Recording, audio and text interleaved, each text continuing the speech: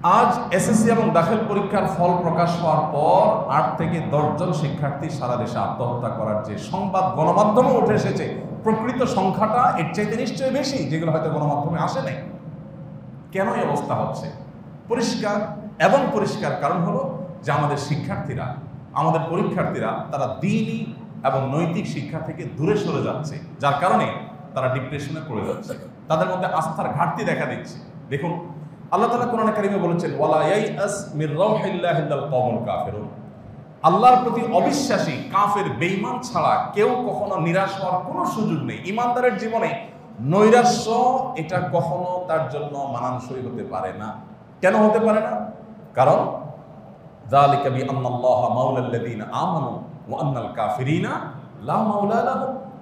আল্লাহ রাব্বুল আলামিন তিনি ঈমানদারদের অভিভাবক। ঈমানদারদের অভিভাবক স্বয়ং আল্লাহ। আর যারা আল্লাহর প্রতি বিশ্বাস করে না, তাদের কোনো অভিভাবক নেই। একটি বই আরবিতে লেখা হয়েছে, রব্বি আল্লাহ, আরবিতে। বইটি সৌদি আরবের দুজন বিশ্ববিদ্যালয়ের শিক্ষক লিখেছেন। এই বইটির বাংলা অনুবাদ আমার করার সুযোগ হয়েছে। আমি যখন সৌদিতে ছিলাম তখন আমার সাথে তারা যোগাযোগ করেছে, এটা আমি অনুবাদ করেছি। এটা 40-50টা ভাষায় অনুবাদ হয়েছে। ওই বইয়ের মধ্যে একটা গ্রাফ আছে। এই গ্রাফটা, এই চিত্রটাতে দেখানো হয়েছে পৃথিবী ধর্মীয় বিশ্বাসের আলোকে আত্মহত্যার রেশিও কাদের মধ্যে কত বেশি, কত কম, কাদের মধ্যে কম, কাদের মধ্যে বেশি। তো সেই গ্রাফটাতে বিশ্ব স্বাস্থ্য সংস্থার জরিপ, কয়েক বছরের পর বেশ কয়েক বছরের জরিপ দেখানো হয়েছে যে পৃথিবীতে সবচেয়ে বেশি আত্মহত্যার প্রবণতা হয়, দেখা গেছে, নাস্তিকদের মধ্যে, যাদের মধ্যে কোনো ধর্মীয় বিশ্বাস নাই, তাদের মধ্যে আত্মহত্যার প্রবণতা সবচাইতে বেশি। কেন সবচাইতে বেশি? একটু আমরা ভাবার চেষ্টা করেছি। কারণ যে নাস্তিক, কোনো ধর্মে বিশ্বাসী না, এই লোকটা, তার তো কোনো আস্থার জায়গা নাই। ধরেন কোনো কারণে মানুষের জীবনে তো ডিপ্রেশন, পেরেশানি, দুশ্চিন্তা, বিপদ আপদ আসবেই। এটা তো আমাদের জীবনের অংশ, তাই না? সবসময় তো আমাদের পথ চলা একেবারে মসৃণ হবে না, গোলাপ বিছানা থাকবে না, কাটাও থাকবে। তো এই সমস্যাগুলোতে একজন নাস্তিক কি করবে? সমাধানের বহু চেষ্টা করবে। যদি করে সে ফেইল হয়, কোনোভাবে সমাধান করতে পারলো না, তার পেছনে শুধু দেয়ালে পিঠ থেকে গেছে, এখন সে কি করবে? এখন আর কোথাও যাওয়ার জায়গা আছে? তার কারোর কাছে সাহায্যের জায়গা নাই। মামু, হাই হ্যালো, যা যা করা দরকার সব করছে, কোনো কিছুতে কাজ হয় নাই, তার বিপদটা দূর হয় না। এখন সে কি করবে? ডিপ্রেসড হয়ে মরা ছাড়া তার সামনে আর কোনো পথ নাই। ও স্যাড ব্যাড বলা ছাড়া কিচ্ছু করার নাই।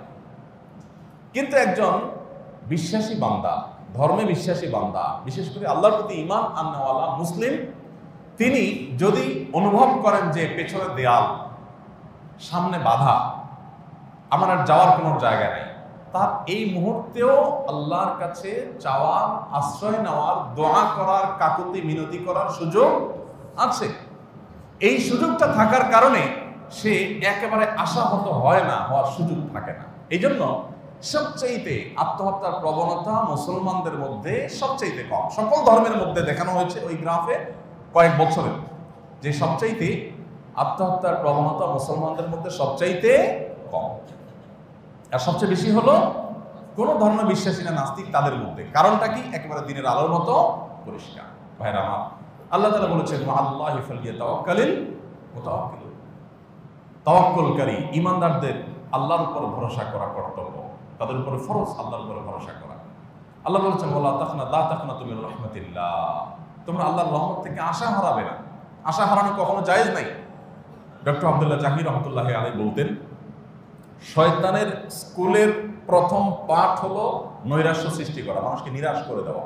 দাম্পত্য জীবন বলেন, ব্যবসায়িক জীবন বলেন, শিক্ষা জীবন বলেন, যে কোনো জীবনে বিপদ আপদ আসবেই, বিপদ ঝামেলা আসবেই, বিপত্তি আসবেই। ভেঙে পড়া, ডিপ্রেসড হয়ে যাওয়া, আশাহত হয়ে যাওয়া, না কিচ্ছুই হবে না, এইরকম মন মানসিকতা লালন করা, এটা শয়তান সৃষ্টি করে মানুষকে ধ্বংস করবার জন্য।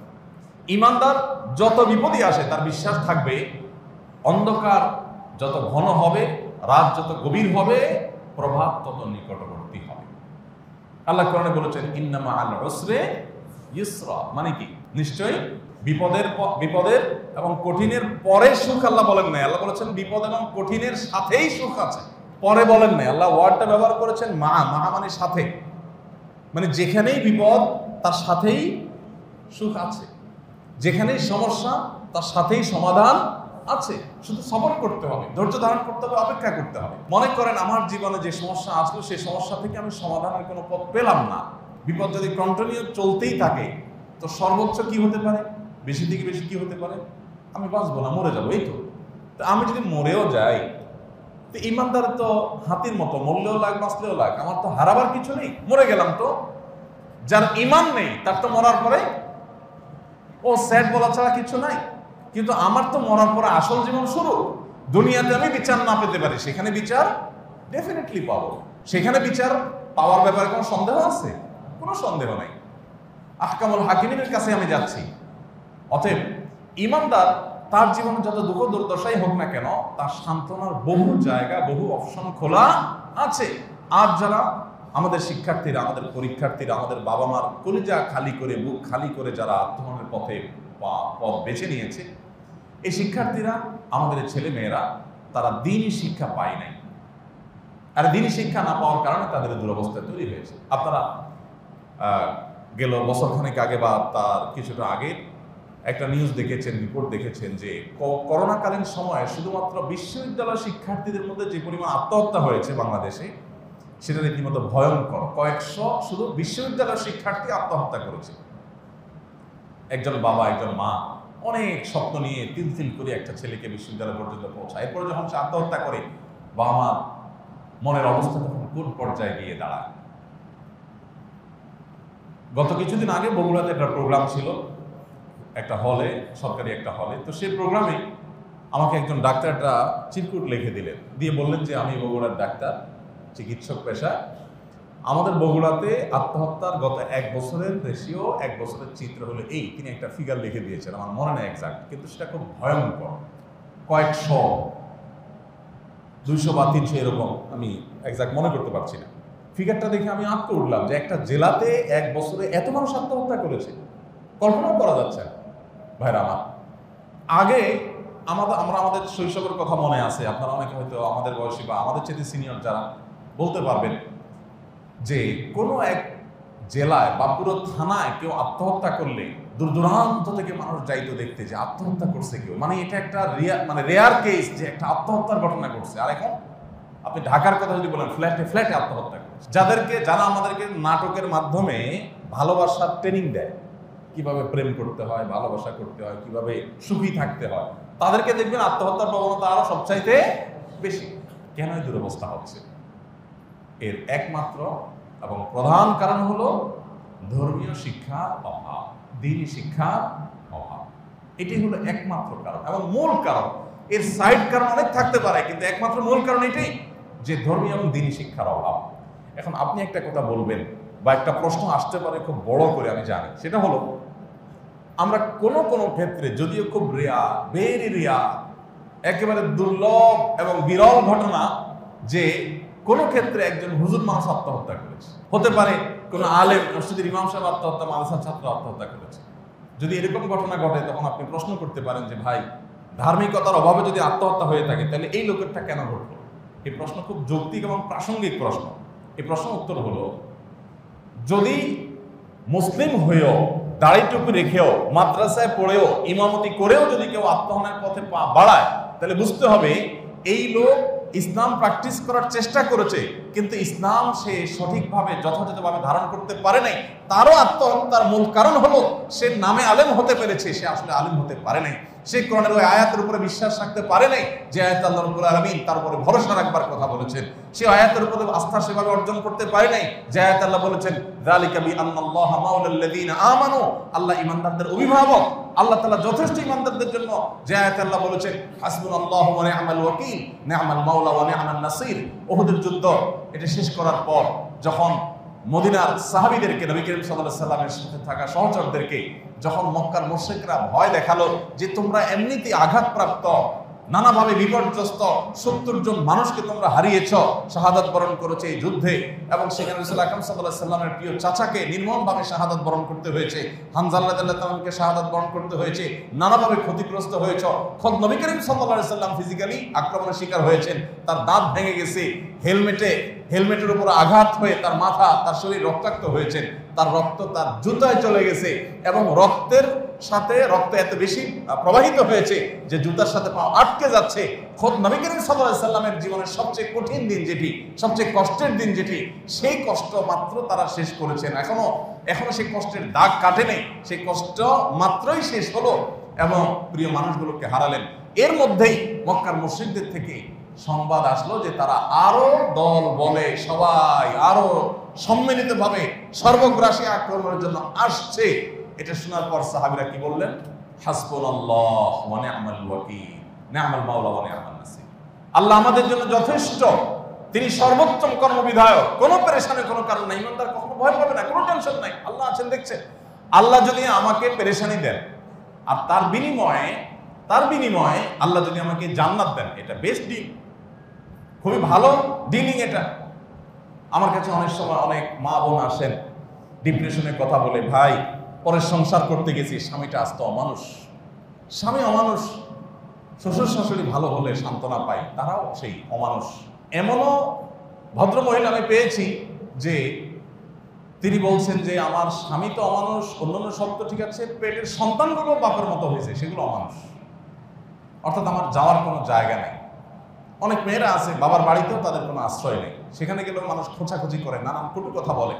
তো আমি তাদেরকে বোঝাবার চেষ্টা করি, কাউন্সিলিং করার চেষ্টা করি যে বোন, আপনার এই যে কষ্ট, স্বামী টর্চার করে, বাবা মা জুলুম করে, আপনার শ্বশুর শাশুড়ি টর্চার করে, আপনার পায়ের তলায় মাটি নেয়, যেদিকে যাচ্ছেন চোখে শুধু অন্ধকার দেখছেন, এই যে কষ্টটা, এই কষ্টটা কি কখনো শেষ হবে না? হবে না।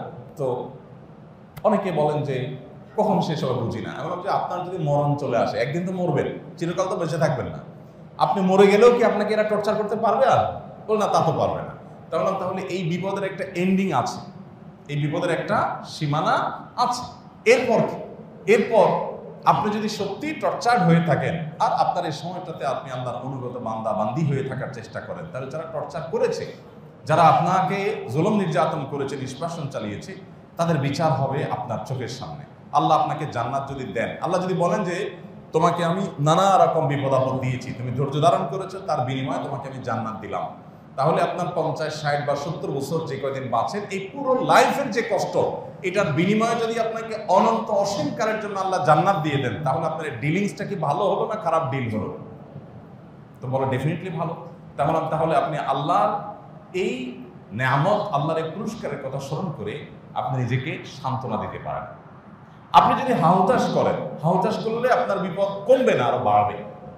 যে কোনো বিপদে আপনি যখন হাহুতাশ করবেন, ও স্যাড ব্যাড, আপনি ডিপ্রেসড হয়ে যাবেন, আপনি আচার বিচার করবেন, ভাঙচুর করবেন, আপনি যত বেশি এই পেরেশানিগুলোর প্রেশার নেবেন, তাতে কি আপনার পেরেশানি কমবে না, আরো বাড়বে।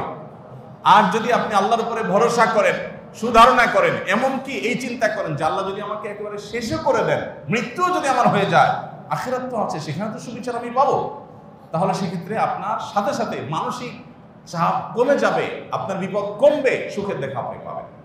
ভাইরা আমার, আমাদের যে সমস্ত শিক্ষার্থীরা আত্মহননের পথ বাড়াচ্ছে, যে সমস্ত তরুণরা আত্মহত্যার পথে পা বাড়াচ্ছে, অনেকে আছেন বেকারত্বের কারণে, যুবক মানুষ বহু চেষ্টা করেছেন, চাকরি বাকরির জন্য চেষ্টা করেছেন, হয় নাই, উনি ডিপ্রেসড হয়ে গেছেন। কেন ভাই ডিপ্রেশনে পড়তে হবে?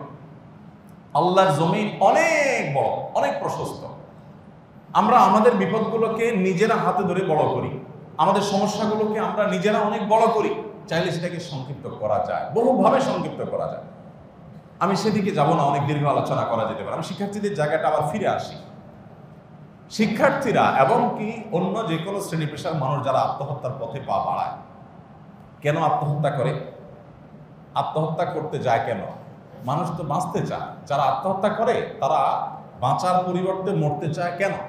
কারণ ঋণের বোঝা মাথার উপরে এত বেশি হয়ে গেছে, ঋণ পরিশোধের কোনো ব্যবস্থা নাই, দেনাদারদের প্রেশার আছে, তিনি আত্মহত্যার পথে পা বাড়ায়। কেউ ব্যবসা বাণিজ্য করতে গিয়ে এমনভাবে লুজার হয়ে গেছেন যে তিনি আর দাঁড়াবার মতো কোনো সুযোগ দুচোখে দেখতে পাচ্ছেন না, তিনি আত্মহত্যার পথে পা বাড়ালেন। কেউ হয়তো কারোর কাছে অপমানিত হয়েছেন, অপদস্থ হয়েছেন, টর্চার হয়েছেন, তিনি জুলুমের শিকার হয়ে, নির্যাতনের শিকার হয়ে তিনি হয়তো আত্মহননের পথে পা বাড়ালেন। এই আত্মহত্যা করার উদ্দেশ্য হলো যে আমি যে কষ্টে আছি, দেনার কষ্টে আছি, অপমানের কষ্টে আছি, জুলুমের কষ্টে আছি, এই কষ্টগুলো থেকে বাঁচার জন্য, এই কষ্টগুলো থেকে মুক্তির জন্যই তো আত্মহত্যা করে নাকি? যে কষ্টগুলো থেকে যাতে মুক্তি লাভ হয়ে যায়, আমি মরে যাবো তাহলে আমাকে কেউ আর পাওনা পরিশোধের জন্য চাপ দিতে পারবে না।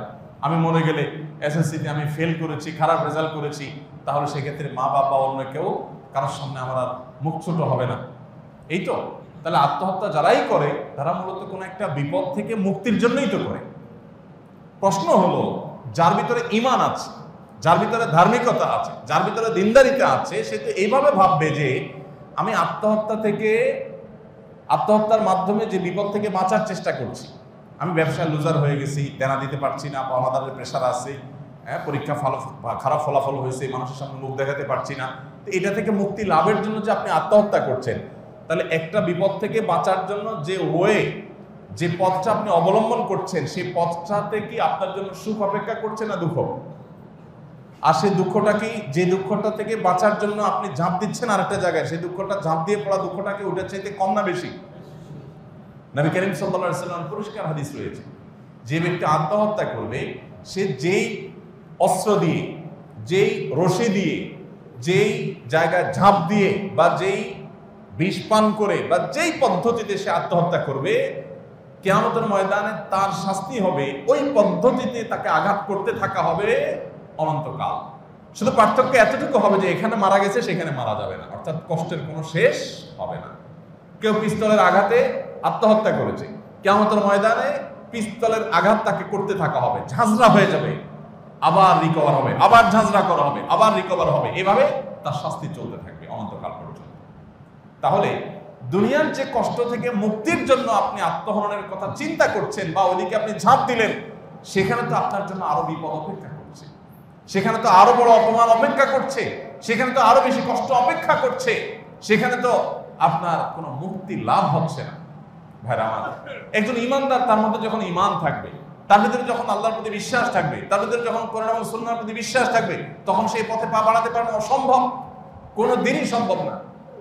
আপনি যদি বলেন যে ক্ষুধার কষ্ট, অভাব, চাকরি বাকরি নাই, বেকারত্ব, সেজন্য আমি আত্মহননের পথে পা বাড়াচ্ছি, আপনি কি জানেন প্রিয় নবী সাল্লাল্লাহু আলাইহি ওয়াসাল্লামের নেতৃত্বে সাহাবায়ে কেরাম যখন তাবুক যুদ্ধে রওনা দিয়েছেন, পথে এমনিতেই মরুভূমির যে গরম, আমাদের দেশে এই অতি সম্প্রতি সময়ের গরম আমরা কিছুটা আঁচ করতে পারতেছি, গরমের কষ্ট কি কতটা হতে পারে আমরা কিছুটা আঁচ করছি, বাট মরুভূমিতে সেটা আরো ভয়াবহ।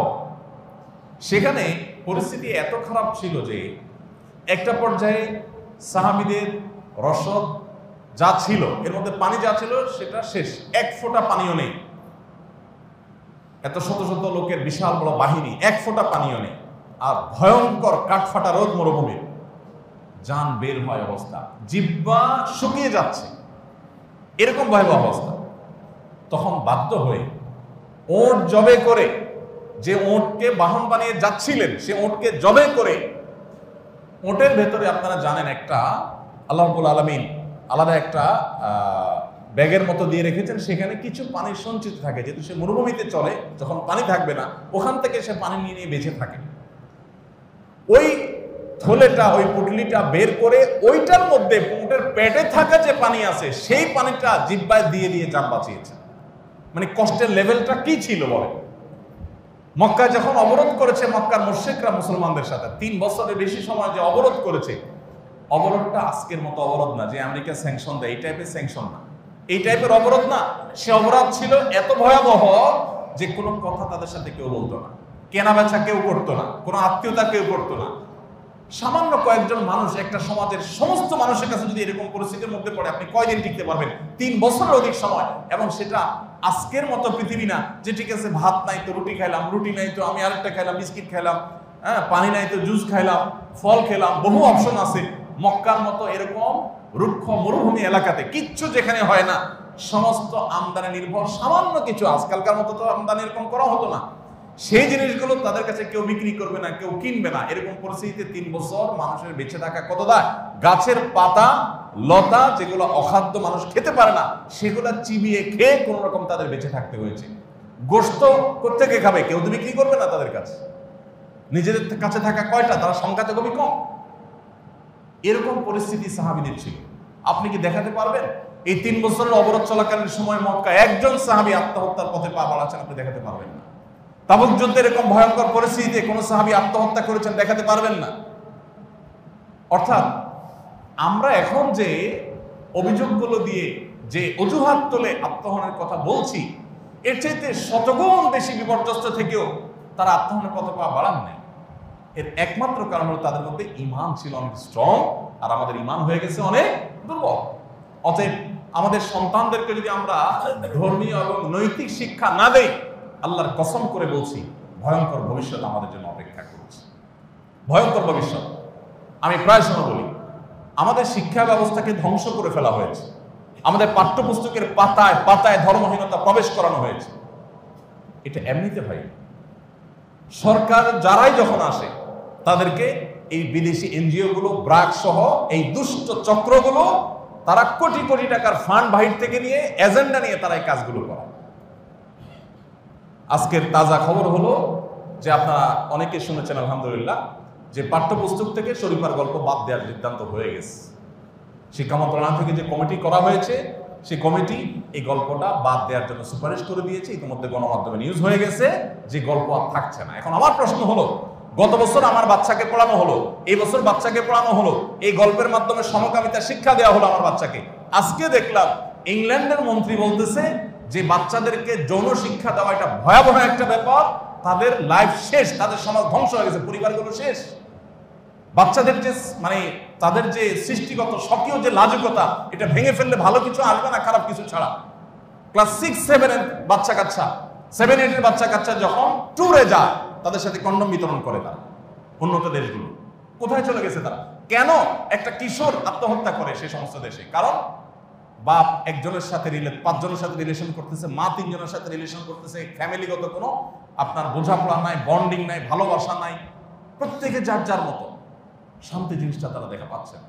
তো আমাদের সবসময় আমাদের শিক্ষার্থীদের ধ্বংস করবার জন্য এই এনজিও গুলো তাদের এজেন্ডাগুলো বাস্তবায়ন করার জন্য নানা রকম নীল নকশা করে। আমরা এর আগে আপনাদেরকে বলেছি যে হিজড়াদের মেডিকেল টেস্ট বাধ্যতামূলক করেছে গভর্নমেন্ট। সেটা তুলে দেওয়ার জন্য মানবাধিকার কমিশনের কাছে চিঠি দিয়েছে এই দুষ্ট চক্র, এরা, এই বন্ধু সোশ্যালরা, এই ব্রাকরা, এদের প্রেতাত্মারা, এদের দোসররা, এরা তাদেরকে চিঠি দিয়েছে। কি চিঠি দিয়েছে? খুবই হাস্যকর চিঠি, যে যদি হিজড়াদেরকে তাদের হিজড়া যেটা প্রমাণ করবার জন্য মেডিকেল টেস্ট করা হয়। কেন করা হয়েছে আপনারা জানেন, সরকারি চাকরিতে 40 না কতজন বিবিসি নিউজ করেছে, বিবিসি, যে তাদের হিজড়া কোটা তারা চাকরি পেয়েছে, এরপরে দেখা গেল একটাও হিজড়া না, সবগুলো নকল। তখন গভর্নমেন্ট বাধ্য হয়ে বলছে ঠিক আছে তাহলে মেডিকেল টেস্টের ব্যবস্থা করো। মেডিকেল টেস্ট তুলে দেওয়া হয়েছে, সরকারকে বাধ্য করেছে এই দুষ্ট চক্র। তারা চিঠি লিখেছে, কি অদ্ভুত কথা, বলে যে মেডিকেল টেস্ট করলে তারা যৌন হ্যারাসমেন্টের শিকার হয়, এটা অপমানকর। এখন আমার কথা হলো, আর্মিতে চান্স পেতে মেডিকেল টেস্ট হয়, পুরো শরীর বিবস্ত্র করে চেক করা হয়। আপনি বুয়েটে, আপনি অনেক কিছুতে, আপনি বিদেশে যাবেন, অনেক দেশে মেডিকেল টেস্টে, মিডিল ইস্টে যাবেন, আপনার পুরো শরীরের সমস্ত কাপড় চোপড় খুলে শ্রমিক হিসাবে যখন যাবেন আপনি, আপনাকে মেডিকেল টেস্ট করা হয়। তখন তো এই কথা বলেন না যে অপমান করে, এটা বন্ধ করা হোক। হিজড়াদের বেলা কেন বললেন? কারণ আপনি হিজড়ার নামে সমকামীদেরকে এখানে ঢুকিয়ে পুরো দেশে সমকামীদেরকে ছড়িয়ে দিতে চান। এই চক্রান্ত করতে গিয়ে আপনি এই কাজটা করেছেন। আমাদের তরুণরা ধ্বংসের দ্বার প্রান্তে এমনিতে যায় নাই, মাদক আমাদের বাচ্চাদের হাতে হাতে এমনি এমনি পৌঁছায় নাই, এই দুষ্ট চক্রের হাত আছে। মনে রাখবেন, ব্রিটিশরা কয়জন আসছিল এই দেশে? কয়েক হাজার মানুষ আসছিল। তারা শাসন করেছে কত কোটি মানুষকে? পুরা ভারতবর্ষের কত কোটি মানুষকে শাসন করেছে? কত বছর শাসন করেছে? তারা আসছে কিন্তু ব্যবসায়ী সেজে, তারা আমাদের মাতৃভূমি দখল করেছে। এই ব্রাক এবং তাদের দোসর, এই বন্ধু সোশ্যাল সহ আরো যেগুলো আছে, এই এভিডেন্স তাদের ওয়েবসাইটে আছে। বিলিয়ন বিলিয়ন ডলার তারা পাচ্ছে। এগুলো পেয়ে তারা গভর্নমেন্টের বিভিন্ন ডিপার্টমেন্টকে তারা প্রেশার ক্রিয়েট করে করে এই সমস্ত জিনিস করা। শরীফার গল্প এখন যে বাদ গেছে, তার মানে গত বছর এই কুশিক্ষা আমার সন্তানকে দেওয়া হলো, এখন তো কমিটি সেটাই সুপারিশ করেছে যে হ্যাঁ এটা ভুল, তাহলে এবছর দেওয়া হলো। তাহলে এত জনগণের ট্যাক্সের টাকা যে এত বই ছাপাইছে, এটা যারা পুশ করেছে, বন্ধু সোশ্যাল দাবি করেছে, তারা এটা করেছে, তাহলে এদেরকে বিচারে কাঠগড়া আনা উচিত, তাদের বিচার করা উচিত। যে জনগণের ট্যাক্সের টাকা নষ্ট করার জন্য তোমরা যে বই প্রণয়ন কমিটিকে যে তোমরা পুশ করেছো, এই সমস্ত অখাদ্য কুখাদ্য আমার শিশুকে দিয়েছ, সেটার জন্য তোমাদের বিচার হওয়া উচিত।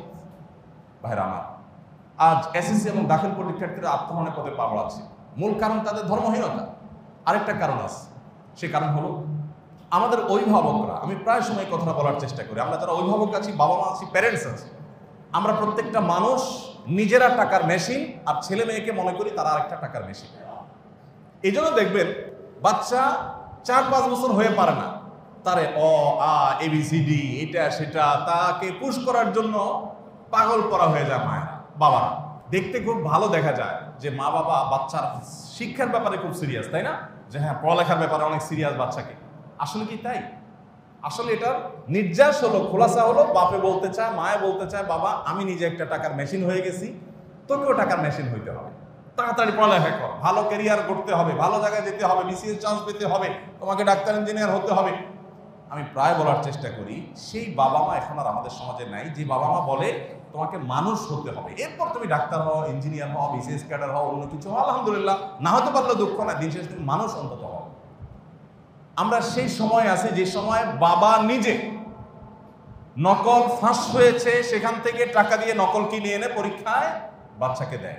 বাবা নিজে, মা নিজে জন্মের তারিখ ভুল লেখে। বাংলাদেশের মানুষের কয়জনের জন্মের তারিখে ঠিক আছে? আপনারা কয়জন বলতে পারবেন বুকে হাত দিয়া? আমি সৌদি আরবে যখন ছিলাম, বাংলাদেশি প্রবাসীদের ফ্রি হজের যখন ব্যবস্থা হতো সৌদি গভর্নমেন্ট তরফ থেকে, তো আমার কাছে দায়িত্ব যখন আসতো ডাটা এন্ট্রি করতে যেতাম, তো পাসপোর্টগুলো যখন হাতে আসতো দেখতাম ম্যাক্সিমাম বাংলাদেশি প্রবাসী যারা আছেন, দেশে যারা আছেন অনেকেই দেখবেন ম্যাক্সিমাম মানুষের 1 জানুয়ারি জন্ম তারিখ। সবার জন্ম তারিখ কবে? 1 জানুয়ারি। ফেসবুকে দেখেন 1 জানুয়ারি আসলে দেখবেন আপনাকে নোটিফিকেশন দিবে তোমার বন্ধু তালিকায় এত লোকের আজকে মানে জন্ম তারিখ। কিন্তু বাবা সব মানুষ 1 জানুয়ারিতে জন্ম হয়েছে, তার মানে জন্মের ঠিক নাই, জন্মের তারিখের ঠিক নেই। ইন্টারেস্টিং বিষয় হলো এই জিনিসটা কিন্তু ভুলে হয় তা না, বাবা মা ঠান্ডা মাথা বাচ্চার জন্মের তারিখটা ভুল মিথ্যা লেখেন কেন? যাতে চাকরি 1 বছর বেশি করতে পারে, যাতে চাকরি 2 বছর বেশি করতে পারে, সেভাবে তারিখটা লেখেন। যে বাবা মা নিজে বাচ্চা শুরু করেছে মিথ্যা দিয়ে, এই ছেলে আত্মহত্যা করবে না কোথায় যাবে? এই ছেলে কিশোর গ্যাং হবে না কোথায় যাবে? এই ছেলে মাদকের দিকে যাবে না কোথায় যাবে? আপনি নিজেই তো তাকে কোনো নৈতিক শিক্ষা দেন নাই, তাকে আল্লাহর সাথে পরিচয় করার নাই, তাকে আল্লাহর কাছে চোখের পানি ফেলানো শিখার নাই, তাকে স্যাক্রিফাইস শিখার নাই। সে কোনো জামার দিকে তাকিয়েছে, আপনারা কেনার জন্য পাগল হয়ে গেছে। হালাল হারাম বাজ বিচার করেন নাই, সুদ ঘুষ দিয়ে বাচ্চাকে মানুষ করেছেন। এই বাচ্চা আপনাকে ধ্বংস করবে, আপনাকে বেশি দূর যেতে হবে না। ভাইরা আমার, চিৎকার করে আমরা বলি কে কার কথা শোনে? আমার ছেলে মেয়ে আলহামদুলিল্লাহ তারাও এসএসসি পরীক্ষা দিয়েছে। পরিষ্কার করে আমরা বাসায় বাচ্চাদেরকে ডেকে বলে দিয়েছি পরীক্ষার আগে, দেখো তোমাদের কাছে আমাদের একটাই চাওয়া, পড়ালেখা করিও, সময় নষ্ট করিও না, বাস। তোমার কাছে আমার চাওয়া নাই যে তুমি পরীক্ষা ভালো ফলাফল করতে হবে, এটা মোটেই আমাদের কোনো চাওয়া না।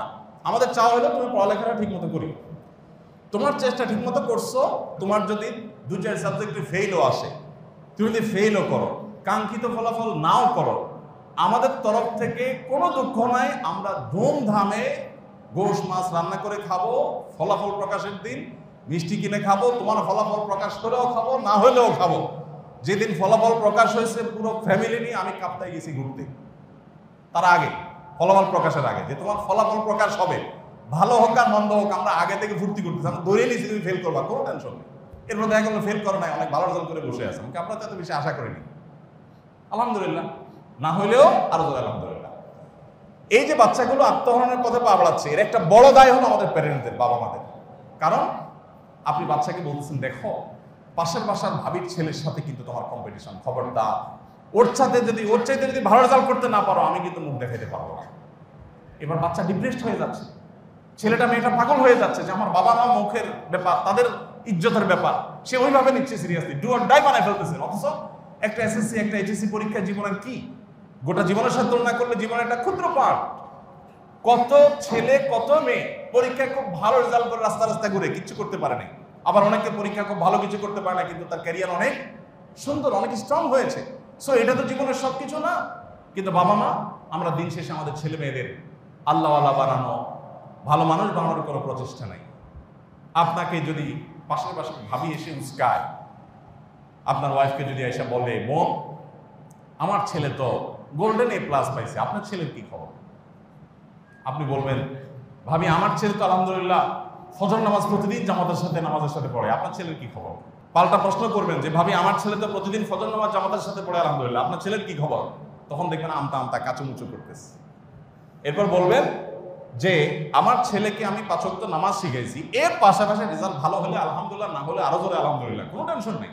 বাট আপনি যে ছেলেকে দিনদারিতা শিখান নাই, এর করুণ পরিণতি আপনি ভোগ করবেন, বেশি দেরি করতে হবে না। এই বৃদ্ধাশ্রম সিস্টেম ডেভেলপ কোথায় হয়? গরিব দেশে, গরিব সমাজে হয় না, এটা সচ্ছলদের মধ্যেই হয়। এই যে বৃদ্ধাশ্রম, আমাদের দেশে বৃদ্ধাশ্রম বিভিন্ন মানুষদের হিস্ট্রি বিভিন্ন মিডিয়াতে উঠে আসে বিভিন্ন সময়, আপনারা দেখেন না যে ছেলে বিসিএস ক্যাডার, মেয়ে অনেক ডাক্তার, একজন আমেরিকায়, একজন ইংল্যান্ডে, তারা অনেকে প্রতিষ্ঠিত ব্যবসায়ী, তারা বৃদ্ধাশ্রমে। আপনি কয়জন রিক্সাওয়ালার বাবা বৃদ্ধাশ্রমে শুনেছেন? কয়জন কৃষকের মা বৃদ্ধাশ্রমে গেছে শুনেছেন? কয়জন গরিব মানুষের বাবা মাকে বৃদ্ধাশ্রমে রাখার জন্য তারা খুঁজে বেরিয়েছে শুনেছেন, দেখেছেন? তাহলে বোঝা গেল সন্তানকে সম্পদশালী করা, তার কেরিয়ারকে উন্নত করা, এগুলো আমাদের দরকার আছে, কিন্তু এর চেয়ে বেশি দরকার আছে তাকে ধার্মিকতা শিখানো, আল্লাহর পরিচয় চেনানো এবং করোনাদি সম্পর্কে জানানো। যদি সেটা হয় তাহলে আমাদের এই দুরবস্থা দেখতে হবে না। আমাদের তরুণ প্রজন্মের যে বকে যাওয়া, এটা এমন একটা পর্যায়ে চলে যাচ্ছে, এখানে ওসি সাহেব আছেন, উনি বলতে পারবেন যে আমাদের ইয়াংদেরকে নিয়ে কি পরিমাণ পেরেশানিতে ওনাদের থাকতে হয়, প্রশাসন ভাইদেরকে থাকতে হয় একটার পর একটা। এই কিশোর গ্যাং আমরা 10 বছর আগেও শুনি নেই, এটা আমাদের এখন গলার কাঁটা হয়ে দাঁড়িয়েছে। একটার পর একটা আমরা দেখতে পাচ্ছি যে তরুণদের বকে যাওয়ার ঘটনা ঘটে চলেছে একটার পর একটা। তো বিশেষ করে এই যে এইচএসসির রেজাল্ট প্রকাশ পেল, কিছুদিন পরে এইচএসসির ফলাফল আবার প্রকাশ পাবে। যখন এইচএসসির ফলাফল প্রকাশ পাবে, আল্লাহ না করুক, তখন আবার দেখা যাবে এরকম আত্মহানির সংবাদ শুনেছে।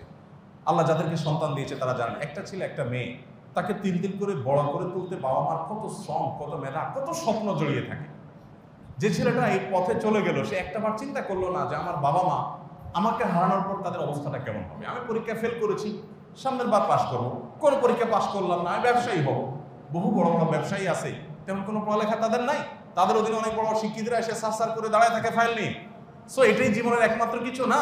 ইমানদারের জীবনে এমন কিছু নাই যেটার জন্য ডু অর ডাই লেভেলে সে চলে যাবে, কারণ জীবনটা এটা সীমিত এবং ক্ষণস্থায়ী। আমার আসল জীবনটা আখিরাতে, সেটা যদি ঠিক থাকে এটা নিয়ে আমার এত টেনশনের কারণ নাই।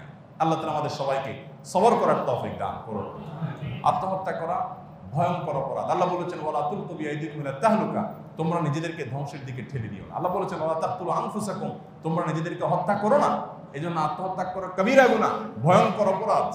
নবী করিম সাল্লাল্লাহু আলাইহি সাল্লামের অসংখ্য হাদিস রয়েছে। এমনকি কেউ আত্মহত্যা করে মারা গেলে প্রিয় নবী সাল্লাল্লাহু আলাইহি সাল্লাম তার জানাজা পড়তেন না।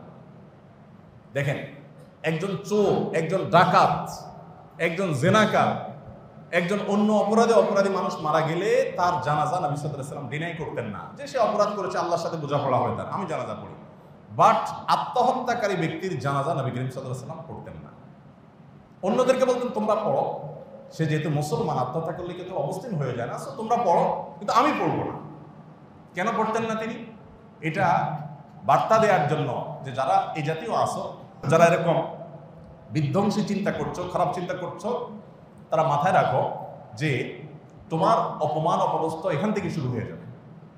এই জন্য উলামায়ে কেরাম এই হাদিসের আলোকে মাসআলা উত্তোলন করেছেন, গবেষণা করে, যে আত্মহত্যাকারী ব্যক্তির জানাজা মুয়াজ্জিন সাহেব পড়াবে, ইমাম সাহেব পড়াবে না, সমাজের মান্যগণ্যরা পড়বে না, সাধারণ মানুষরা পড়বে। এটা বার্তা দেওয়ার জন্য, যাতে করে কেউ এই পথে পা না বাড়ায়। ভাইরা আমার, আমাদের সন্তানদেরকে বাঁচাবার জন্য আমাদের উদ্যোগ নিতে হবে, তাদেরকে দ্বীনি শিক্ষা শিক্ষিত করতে হবে। মা বাবার চাওয়া পাওয়া হবে সন্তান ভালো মানুষ হোক, তারা দিনদার হোক, আল্লাহের হোক, পাশাপাশি সে পড়ালেখা করুক, সে খারাপ ছেলেপেলের পালায় না যাক, এই জিনিসটা তারা দেখবেন। এর বাইরে সন্তানের জীবন ধ্বংসের মধ্যে ফেলে হলেও আমার মুখ রক্ষা করতে হবে, এই জিনিসটা উচিত না। আমি এর আগে আপনাদেরকে বারবার বলেছি, অনেক বাবা মা এখনো আছেন, আমার পরিচিত বহু লোক আছেন, যে ছেলেকে পাঠায়, 2টা ছেলে মনে করেন, একটারে পাঠায় দিছে ইংল্যান্ড, আরেকটারে পাঠায় দিছে আমেরিকা। যদি আরেকটা মেয়ে থাকে, 2টারে পাঠায় দিছে জার্মানিতে। কেন? পড়ালেখা করার জন্য। তো আমি প্রায় সময় চিন্তা করি, আল্লাহ আমাদেরকে তো বাচ্চা কাচ্চা দিছে, আমি কোথাও মাহফিলে গেলে সাধারণত মা যদি 5 স্টার হোটেলে অফার করে, আমি বললাম না, আমি বাসায় ফেরত যাবো, রাত 3টে হলেও ফেরত আসবো, 4টে হলেও ফেরত আসবো। একান্ত ঝামেলা না হলে, বিপদ না হলে আমি কোথাও থাকি না, আমি রাতে চলে আসি, কারণ বাচ্চাদের মুখে একটু দেখবো, তাদেরকে ছাড়া থাকবো না। সৌদি আরব থেকে যখন অফার আসছে, সৌদি আরবের ইসলামিক অ্যাফেয়ার্স মিনিস্ট্রি থেকে, যে আসেন আমাদের দেশে কাজ করার জন্য, আমরা যেতে পারি, একটাই শর্ত, ফ্যামিলির সাথে থাকতে হবে। তখন 111-এর পর বাংলাদেশে ভিসা বন্ধ হয়ে গেছে, বাংলাদেশে ভিসা টোটাল বন্ধ সৌদিতে। আমি যাবো না, সৌদি রাষ্ট্রদূত তখন ঢাকায় ছিলেন আব্দুল্লাহ বুসাইরি, উনি ডেকে নিয়ে ওনার অফিসে গিয়ে আমাকে বললো তোমার ভিসার গ্যারান্টি আমি দিলাম, তুমি যাও। তারপর আমি সৌদি আরব গেছি। আমি বললাম বেতন তুমি কত দিবা এটা আমার দেখার দরকার নেই, বেতন যা দেওয়ার দিও, বাট ফ্যামিলির সঙ্গে আমি থাকবো। আমরা এতটা ফ্যামিলির জন্য মানে বাচ্চা কাচ্চার জন্য পাগল করা, প্রত্যেকটা মানুষ ফিল করি আমাদের বাচ্চাদের আমরা কত ভালোবাসি। কিন্তু যেই ভদ্রলোক তার ছেলে মেয়েগুলোকে আমেরিকায়, ইউরোপে, ইংল্যান্ডে বিভিন্ন জায়গায় পাঠিয়ে রেখেছে, আমার প্রশ্ন হলো এই লোকটা বাঁচে কেমনি পোলাপান ছাড়া? তার কি কষ্ট হয় না? হয়। তারপরও পাঠায় কেন? কেন পাঠায়? জাস্ট ভাবের জন্য। কিসের জন্য? বলতে খুব সুন্দর শোনা যায়। আমার বড় ছেলে আমেরিকা, ছোটটা কানাডা, আর আরেকটা ইংল্যান্ডে, মেয়েটা জার্মানিতে। এটা শুনতে কি লাগে? ভালো লাগে। এটা বলতে ভালো লাগে। দুনিয়াটা এমন হয়ে গেছে, ভাব জাহির করার জন্য যদি পাগলও হওয়া লাগে মানুষ রাজি আছে। আমি দুঃখিত যে কেউ পড়াশোনা করার জন্য আমি সেটা ট্রল করতেছে না, কেউ পড়ালেখা করে ফিরে আসো, আমরা দেশে বাইরে পড়ালেখা করতে যেতেই পারি, কিন্তু আমার ছেলে মেয়ে যা আছে সবগুলো পাঠায় দিব। বুড়া বুড়ি বাসায় একা একা শুধু ভিডিও করে দেখে দেখে চোখের পানি ফেলাই, আর বাইরে বাসায় কেউ আসলে গল্প দেই যে হ্যাঁ ওইটা আমেরিকা, ওইটা কানাডা, ওইটা জার্মানিতে। শুনতে ভালো লাগে কিন্তু ভিতর দিয়ে সিদ্ধ হয়ে যাচ্ছে। এটা কি মানে আছে? আল্লাহ তাআলা আমাদেরকে দ্বীনের গুরুত্ব বোঝার তৌফিক দান করুন। আল্লাহ তাআলা আমাদেরকে আল্লাহ বিরোধী হওয়ার গুরুত্ব বোঝার তৌফিক দান করুন। আমাদের সন্তানদেরকে মানুষের গড়ে তোলার গুরুত্ব আল্লাহ আমাদেরকে বোঝার তৌফিক দান করুন। আমাদের সন্তানদেরকে বিপদগামিতার পথ থেকে বাঁচানোর জন্য তাদেরকে ফজর নামাজে আনবেন, তাদেরকে নামাজি বানাবেন, কোরআন হাদিস শিখাবেন, বড়দেরকে রেসপেক্ট করা শিখাবেন, বেয়াদবি যেন তারা না করে, তাদেরকে প্রত্যেকটা জিনিস হাতে ধরে ধরে শেখাবেন। গত রাতের কথা, আমার বড় ছেলে সোফায় বসে আছে, ঠ্যাঙের উপর ঠ্যাং তুলে, আমরা এমনি পারিবারিক আড্ডায় কথা বলছিলাম যে কোনো একটা বিষয় নিয়ে। তো আমার চোখে পড়লো, চোখে পড়ে বললাম যে তোমার মা এখানে, আমি এখানে, তোমার কি এভাবে বসাটা মানাইছে? তো তাড়াতাড়ি সে নিজেকে সামলা নিয়েছে। আমি বললাম তোমার রাগ করার দরকার নাই বা মন খারাপ করার দরকার নাই, তুমি খেয়াল করো নাই, সমাজটা এরকম হয়ে যাচ্ছে। আমরা আমাদের ছেলেমেলা দেখেছি, একজন বৃদ্ধ মানুষ রাস্তার পার দিয়ে আসলে ছেলেফেলেরা, ইয়াং ছেলেরা, মাদ্রাসা দুর্কিবাদ কলেজের ছেলেফেলেরা রাস্তার পাশে কাচুমুচু হয়ে দাঁড়িয়ে যেত, সুন্দর করে সালাম দিত, আসসালামু আলাইকুম আঙ্কেল, চাচা। আর এখন কিসের চাচা? পারলে চাচার গায়ের উপরে পাও রাখে। আমরা দেখেছি আমাদের ছেলেবেলা, ইয়াং ছেলেমেলে বাসে উঠেছে, একজন বৃদ্ধ মানুষ, একজন মহিলা আমার বাসে উঠছে, সাথে সাথে 5 জন ছেলে বাসে সিট ছেড়ে দিয়েছে। আমার লজ্জা হয়। কিছুদিন আগে থাইল্যান্ড গিয়েছি আমি, সেখানে পাবলিক পরিবহনগুলোতে কোনো মহিলা, কোনো শিশু নিয়ে কোনো বৃদ্ধ উঠছে, সাথে সাথে অনেক যুবক ছেলে ফেলে সিট ছেড়ে দেয়। তারা মুসলমান না, অথচ লজ্জার বিষয় যে আমার সমাজ থেকে এটা হারিয়ে গেছে। এখন আপনি দেখবেন একজন বৃদ্ধ একজন মহিলা উঠছে, দেখবেন দাঁড়ায় থাকে বাসের মধ্যে, কেউ সিট ছাড়ে না। আমরা কোথায় চলে যাচ্ছি? এবং এর পরিণাম খুব ভয়াবহ। এই জন্য নিজের সন্তানকে ভদ্রতা শিখান, নিজের সন্তানকে ভালো মানুষ হওয়া শিখান, কোরআন হাদিসের পথে আনেন। না হলে আল্লাহর কসম করে বলছি, সমাজ ধ্বংস হবে কি হবে না সেটা পরের কথা, আপনি নিজে ধ্বংস হবেন, আপনার ফ্যামিলিতে আপনি সাফার করবেন। এই ছেলেই আপনার চোখের পানি ঢালবে, এই ছেলে তার মায়ের চোখের পানি ফেলবে যদি তাকে আপনি মনুষ্যত্ব না শিখান। অতএব জাগতিক শিক্ষার আগে তাকে নৈতিক শিক্ষা দেন, ধর্মীয় শিক্ষা দেন। আল্লাহ আমাদেরকে বোঝার তৌফিক দান করুন। আস-সুন্নাহ ফাউন্ডেশন, উম্মার স্বার্থে সুন্নাহর সাথে।